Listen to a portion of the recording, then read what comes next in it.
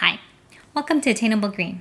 I'm Jess, and today I want to share with you my Dendrobium tobaense. So I have featured my Dendrobium tobaense variety Giganteum in a previous video, but now the regular form is in bloom, and I just wanted to share with you what it looks like and how it compares to the Giganteum form.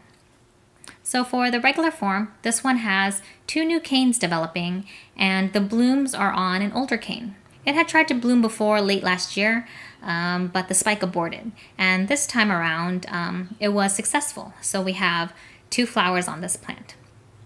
Now the flowers are really stunning, really beautiful, and I love the colors.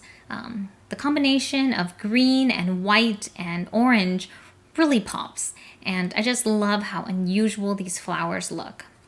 So compared to the Giganteum form, this form is smaller. The flowers are smaller, the canes are slightly smaller, and overall it's just a more compact plant. I did notice that the canes on this plant are a little bit more shriveled than the other one. And I think that's because it needs higher humidity than I can provide in its current setup. Right now I'm growing both plants in the same location, and I water it and treat it the same. So it's in a east-facing windowsill that gets gentle morning light. It has average temperatures between 60 to 85 degrees Fahrenheit and about 40 to 60% humidity. Now, my Giganteum seems to be having no problem. It's well hydrated, it grows well, and it blooms well. It had 6 flowers. This particular form seems to grow a little bit slower. It seems to need a little bit more hydration or more humidity, and it doesn't need the same amount of light levels. I think it needs slightly more shady conditions because the upper leaves, which kind of bend towards the light, seems to get a little bit of sunburn, so it's drying off a little bit.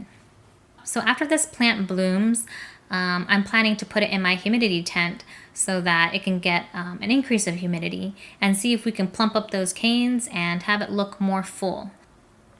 I don't want to stress out this plant too much, and so far it's been doing well in my current setup, but I think it will do better with more humidity.